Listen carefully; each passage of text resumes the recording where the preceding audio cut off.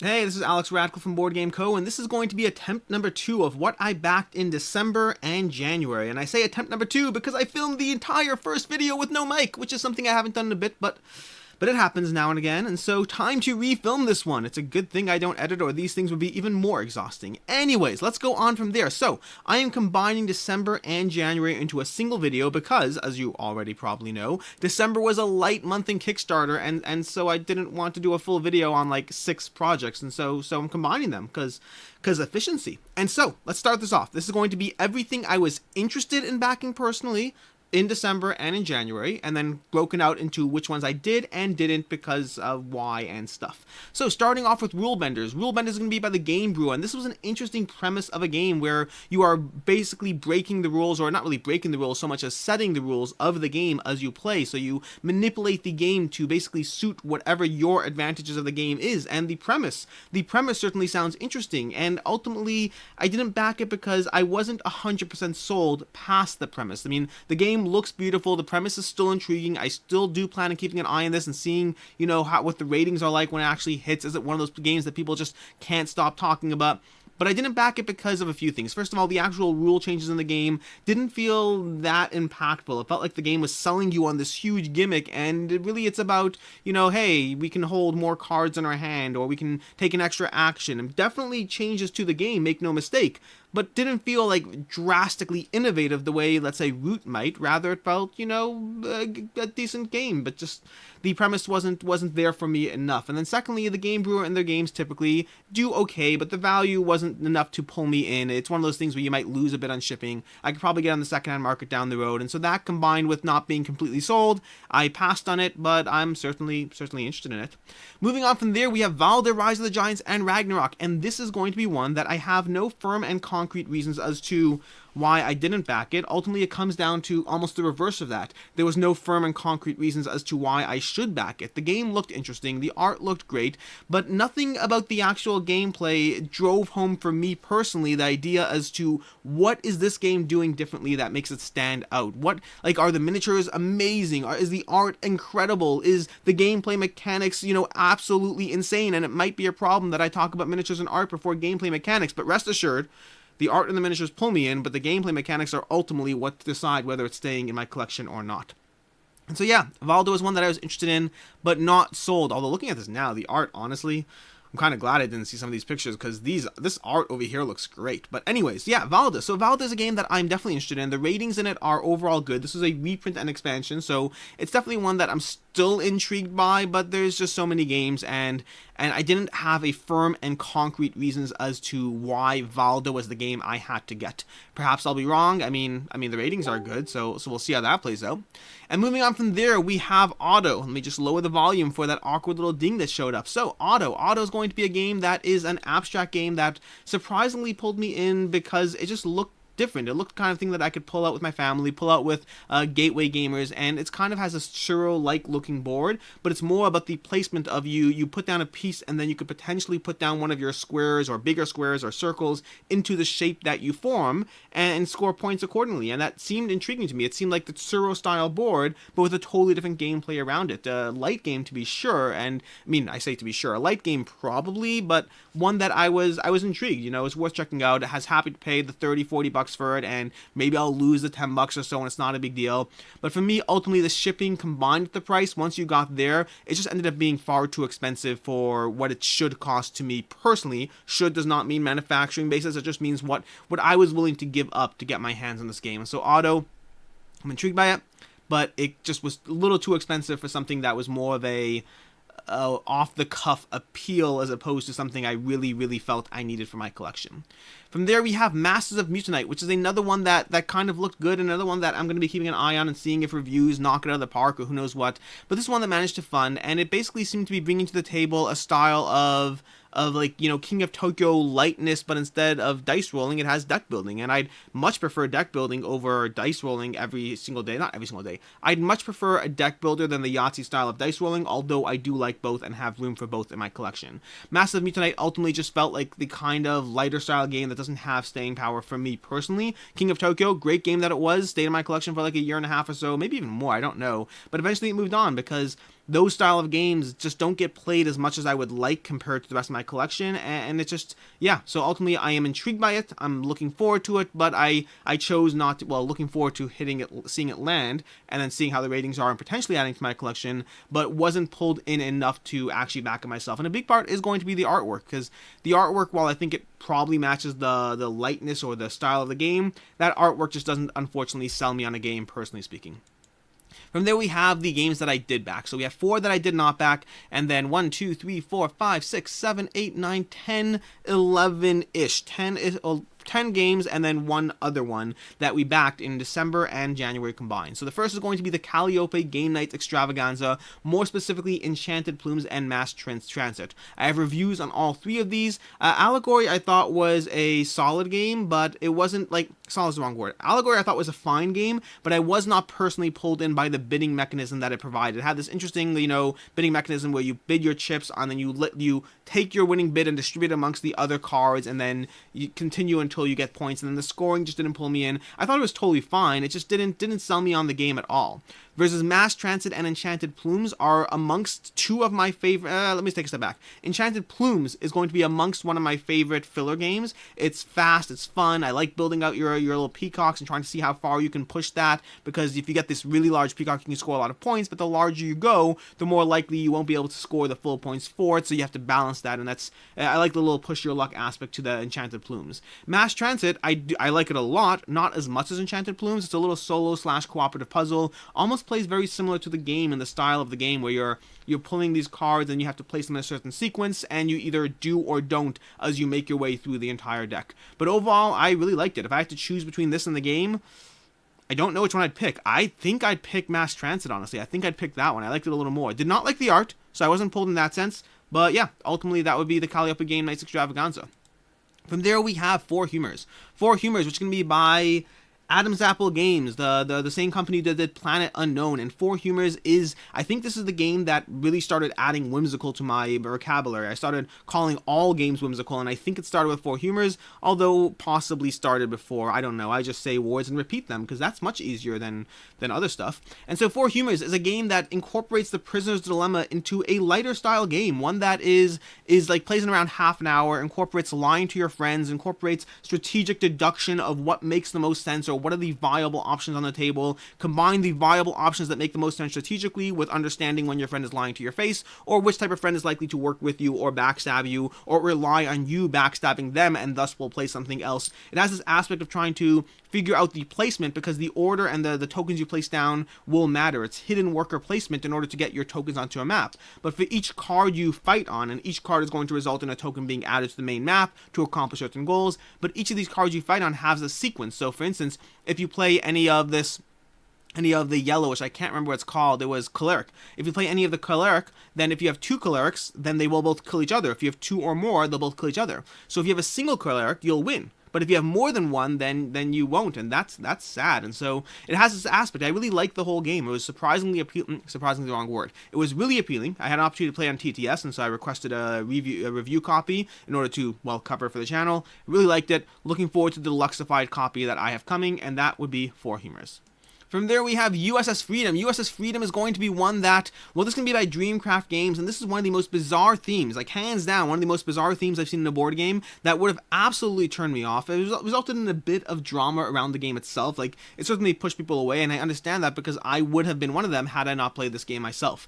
This theme here is basically you're a bunch of what's the word for it? Cosplay characters at conventions, and then ship lands, and you end up incorporating all the powers, so you're going to have Harry Potters and Gandalfs and who knows what, all with their associated powers, as you start going through 36 different scenarios to ultimately win or lose along the way. And the game has, like I said, 36 scenarios. Some will be on the ship, some will be on land, some will be a combination of both, and all of those are providing you with a challenge that you have to figure out how to min-max your abilities in order to ultimately win. And the ship combat in this game, I really thought it really gave you the feeling of surviving in a space battle as you power up your engines to chase someone down, as you power up your shields, as you retreat from the combat entirely. Really, the whole space battle sequence, I really enjoyed that aspect, and it felt very much like you were in Star Trek and directing all the power to the shields and doing all those things. Really solid experience there. I didn't love the sort of main central board as you try to run around and buy goods and sell them elsewhere.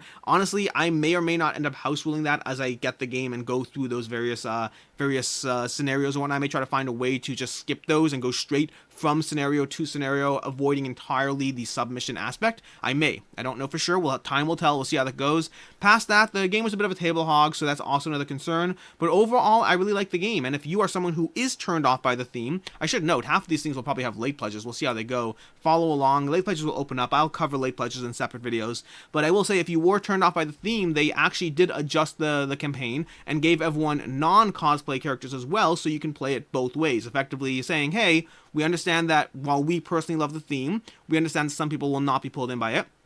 And so we're going to adjust our campaign or whatnot to accommodate for those people. And now you have both freebies, enjoy, and that's basically going to be USS Freedom, a solid experience that, like Either Fields, has both pros and cons in my overall experience, but ultimately one that I liked enough and want to get and go through the 36 missions and see how it goes from there. And so from there, we're going to have Mission Catastrophe. Mission Catastrophe is going to be Cardboard Alchemy's, technically their second Kickstarter, but their first game. They did like some token sets or something like that in a previous Kickstarter. And Mission Catastrophe is going to be it's going to have a few game modes. The main primary game mode is going to be a semi-co-op game in which you are basically trying to keep a spaceship alive as you run for the exit, and only one person can actually successfully reach an escape pod and leave successfully and all that. And ultimately, I only actually had an opportunity to play the semi-cooperative mode, and I will say, off the bat, I completely acknowledge all the problems that exist in semi-co-op games, and I believe those problems exist here as well, and yet the game is still fun. Meaning, I think the problems genuinely do exist to a degree, and yet the game kind of worked every single time. It kind of was fun, and maybe it's just the lighter nature of the game, of struggling to keep it. Maybe it's a shorter playtime, I don't know. But if you are not convinced by my enjoying the game, despite agreeing with the flaws of semi-co-op, then also know that this game does have other play modes as well. It has solo, competitive, I don't know if it has pure competitive, here we go.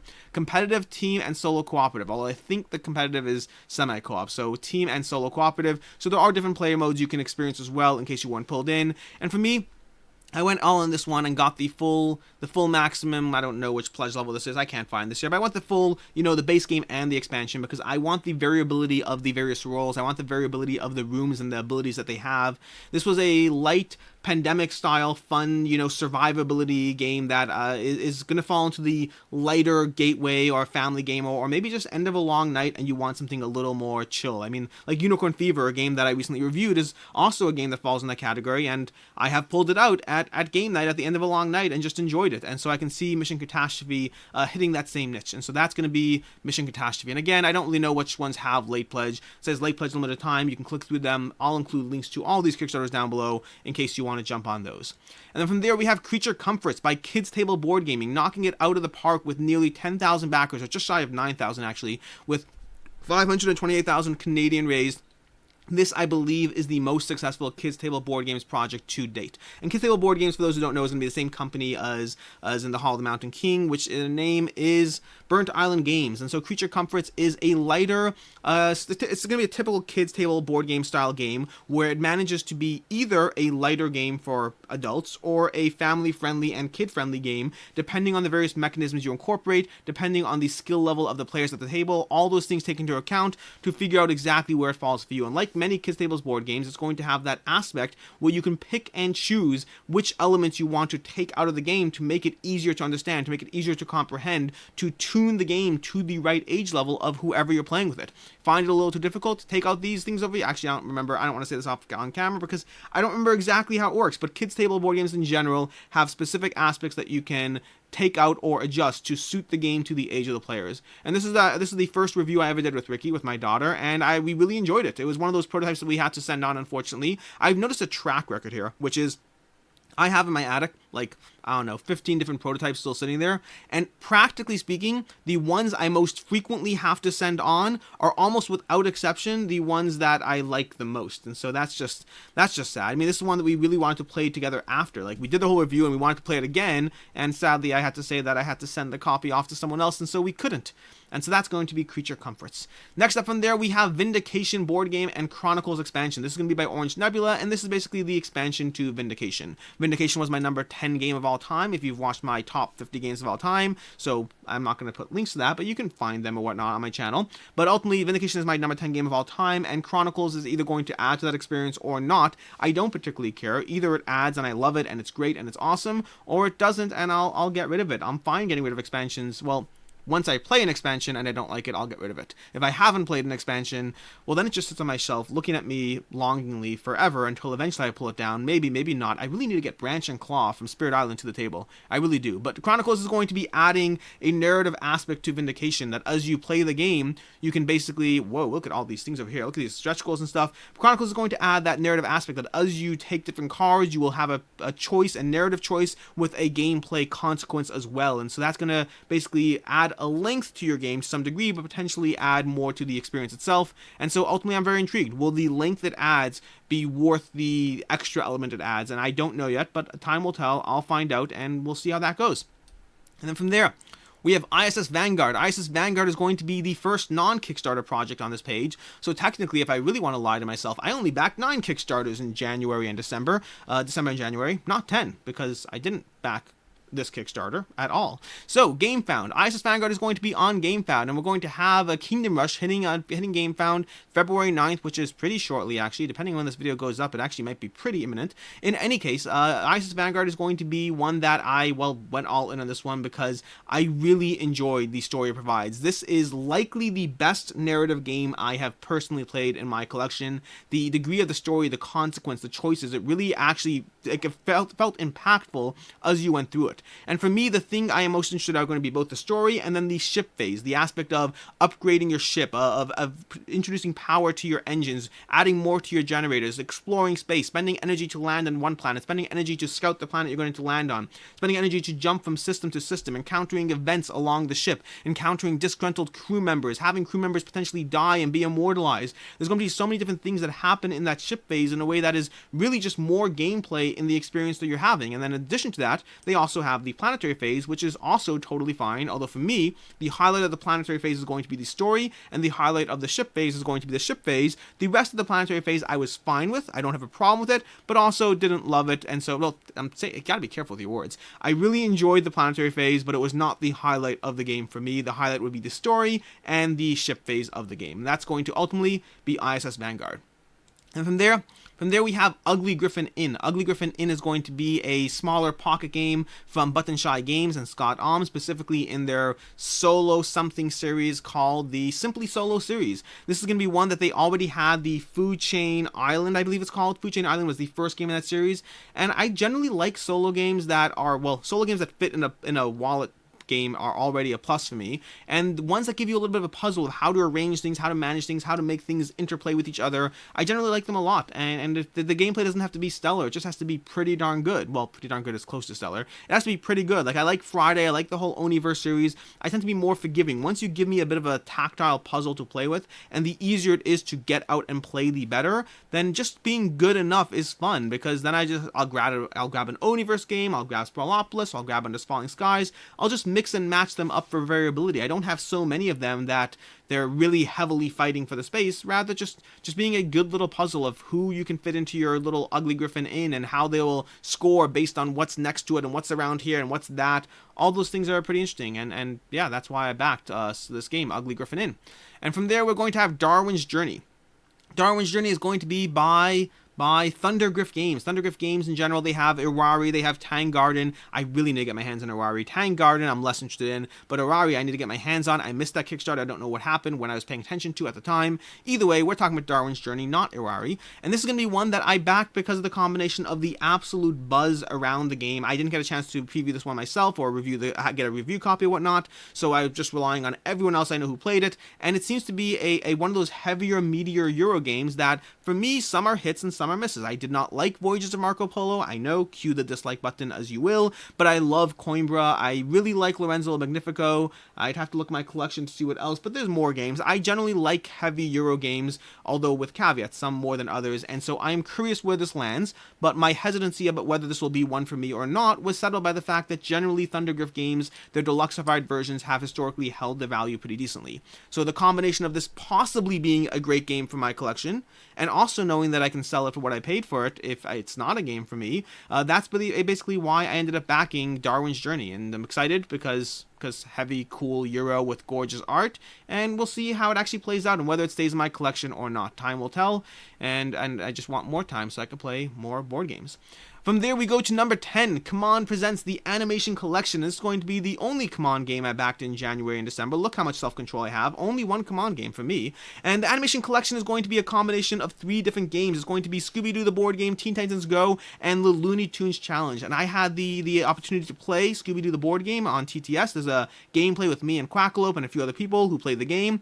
And so that one was one that I really enjoyed. A solid, family-friendly or lighter style game that I don't think I'd pull it out with, just at game night. Again, there's that same thing. I don't know. Sometimes you end up pulling out lighter games. But for me, the target audience was far more playing it with my family. It's one that I think my kids would really like. I believe they love Scooby-Doo. I've never watched a full episode of Scooby-Doo, but they love Scooby-Doo. And I believe they would really enjoy going through the simple motions of moving to location, picking up the various things you need for traps, utilizing the occasional ability. They might have a bit of trouble with the sequencing of the turns. They have this interesting mechanism of how you order the turns, and so that one they'd probably have a little trouble with, but I'd probably play with cards open and just enjoy that, or they'd learn along the way as we suffer untimely death from the actual bosses we're fighting and dealing with the specific and unique challenge each one of those brings to the table. As far as Teen Titans Go and Looney Tunes, well, Teen Titans Go I have no interest in whatsoever, but once you're getting 2 of them, you may as well get the third, right? That's what I keep telling myself. But Looney Tunes is going to be one that I didn't have an opportunity to play the game, but I love Looney Tunes. From these 3 intellectual properties, the only one that I've personally watched is Looney Tunes. Looney Tunes is something I grew up with and absolutely loved the various characters from Tasmanian Devil to Marvin the Martian. Marvin the Martian. Last time I said Martian Manhunter. That's a whole different intellectual property, although technically it's Teen Titans intellectual property, so we're basically crossing. But anyways, Looney Tunes. Looney Tunes has characters that I really love, and I'm looking forward to seeing how that one is, and ultimately we'll see. I mean, Scooby-Doo is a game for me, Looney Tunes we'll see, and Teen Titans, I wonder if I have space for both those in my collection, but we'll see how that plays out. And then lastly, the kind of 10.5, the non-game here is going to be the Dice Tower. The Dice Tower is going to be a Kickstarter that I backed as well because of a combination of 2 things. One is I want one of those little dice people, and 2 is because to support the Dice Tower, because I've been watching the Dice Tower since 2011. I got into games 2011. I've been watching the Dice Tower since 2011, and they've been I can't use words today. They have been instrumental in helping me choose games all along the way. The amount of times I've watched Miami Dice or different videos or reviews or different things, top 10 lists that they have in order to help me guide my gaming decision before I move far more heavily. Because at a certain point, I moved not past them, but they became less essential as I started finding things on Board Game Geek, finding other reviewers and spreading into the whole general ecosystem. But for the first few years, they were my primary and main source as I figured out what I wanted to do and how I wanted to build my collection. As time went on, they are still videos. I mean, I still watch their videos now, but nonetheless, they became less alone in how instrumental they were, but still a key part of my board gaming journey, and so that's why I backed the Dice Tower.